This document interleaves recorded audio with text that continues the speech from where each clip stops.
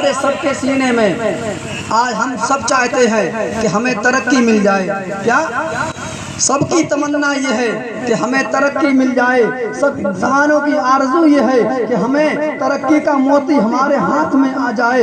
سب نے ترقی کے جو ہے مشن کو تیار کر کے رکھا ہے. سب کی آرزو اور تمنا یہ ہے کہ ہم دنیا میں کامیاب و کامران ہو جائیں. لیکن میرے لوگوں، آؤ ذرا پوچھیں کہ ترقی کہتے کسے ہیں؟ ترقی نام کس چیز کا ہے؟ ترقی کس راستے کا نام ہے؟ ہر ایک انسان نے جو ہے ترقی کا معیار جدا جدا کر کے رکھا ہے. ہر ایک انسان نے ترقی کی پریبھاشا الگ بیان کی ہے. ترقی کی ڈیفینیشن اپنے طور پر بیان کر لی ہے. کوئی تو یہ کہتا ہے کہ کامیاب تو وہ ہے جس کے پاس زیادہ بینک بیلنس ہو، وہ کامیاب ہے. کوئی کہتا ہے جس کی اونچی اونچی بلڈنگیں ہوں وہ کامیاب و کامران ہے. کوئی کہتا ہے جس کے پاس زیادہ سونا چاندی ہو وہ کامیاب ہے. کوئی کہتا ہے جس کے پاس جتنی زیادہ کھیتی ہے وہ کامیاب ہے. کوئی کہتا ہے کہ جس کے پاس جتنا زیادہ بینک بیلنس ہے وہ کامیاب ہے. کوئی کہتا ہے جس کے پاس جتنا زیادہ سونا چاندی لال و گوہر ہوگا وہ کامیاب ہے. لیکن لوگوں سنو، اگر اونچی اونچی بلڈنگوں کا نام کامیابی ہوتا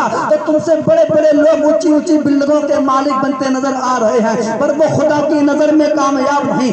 اگر جو ہے حکومت کا ہاتھ میں ہونا کامیابی کی دلیل ہے تو فرعون سب سے بڑا کامیاب ہونا چاہیے تھا. اگر روپیہ پیسہ کا زیادہ ہونا یہ کامیابی کی دلیل ہے تو قارون سے بڑا زیادہ کوئی کامیاب دنیا میں نہیں رہا ہوگا. اگر سونے چاندی کا مالک ہونا یہ کامیابی کی دلیل ہے، کامیابی کا اداہرن ہے، تو قارون سے زیادہ سونے چاندی کا مالک دنیا میں کون ہو کر گزرا ہوگا. اگر جو ہے روپیہ پیسہ کا اکٹھا ہونا کامیابی کی دلیل ہے لوگوں، تو تم سے زیادہ بڑے بڑے کفار و مشرکین جو ہے روپیہ پیسہ کے مالک ہیں مگر خدا کی نظر میں وہ کامیاب و کامران نہیں. تو پھر پتا چلا کہ کامیابی ہے کیا چیز، کامیابی کہاں کسے جاتا ہے، کامیابی کی پریبھاشا کیا ہے، کامیابی کی ڈیفینیشن کیا ہے. اگر کامیابی حقیقت میں جاننا ہے تو کسی حضرت سے نہیں، حافظ صاحب سے نہیں، عالم صاحب سے نہیں، آؤ ذرا اس کی بارگاہ میں چلتے ہیں جسے قرآن مقدس کہا جاتا ہے. اس کا دروازہ کھٹکھٹاتے ہیں جو اللہ کی آخری کتاب جو ہے دنیا میں نازل کی گئی جس کو قرآن کہا جاتا ہے. اب ہم سارے لوگ جمع ہو کر قرآن کی بارگاہ میں حاضری دیتے ہیں. اے اللہ کی مقدس قرآن، تو فیصلہ فرما دے کامیابی کسے کہا جاتا ہے. تو وہ کتاب خدا ہے جو ہماری رہنمائی کے لیے دنیا میں نازل کی گئی، مصطفیٰ پر نازل کیا گیا. تو نے ہماری ہر موڑ پر رہنمائی فرمائی ہے، تو ہماری ہدایت کے لیے نازل کیا گیا. اے قرآن ذرا بتا دے کامیابی کسے کہا جاتا ہے. تو قرآن کی آیتیں پکار پکار کر ہم سے تم سے کہتی ہیں اے نبی کے امت کے لوگوں، اے مسلمانوں، کامیاب وہ نہیں جس کے پاس زیادہ دولت ہو، جس کے پاس زیادہ روپیہ پیسہ ہو، جو ہے زیادہ اونچی اونچی بلڈنگوں کا مالک ہو، وہ کامیاب نہیں ہے. بلکہ قرآن کہتا ہے قد افلح المؤمنون، قد افلح المؤمنون الذین هم فی صلاتهم خاشعون. کامیاب تو وہ ہے جس کی پیشانی خدا کی بارگاہ میں جھکا کرتی ہے.